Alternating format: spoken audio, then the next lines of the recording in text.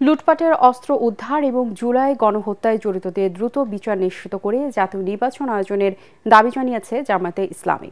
দলটির শীর্ষ নেতারা বলেন, অবৈধ অস্ত্র ও লুটপাটের টাকা দিয়ে আওয়ামী দোসররা দেশে এখনও হামলা বিশৃঙ্খলা করে দেশকে অস্থিতিশীল করার চেষ্টা করছে।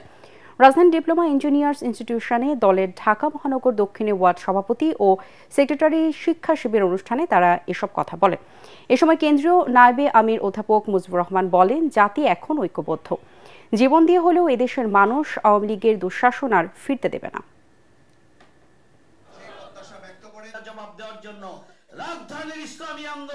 তাদের সে অবৈধ অস্ত্রের মাধ্যমে আমাদের ছাত্রদের উপরে, জনতার উপরে এখনো কোথাও কোথাও তারা হামলা পরিচালনা করছে।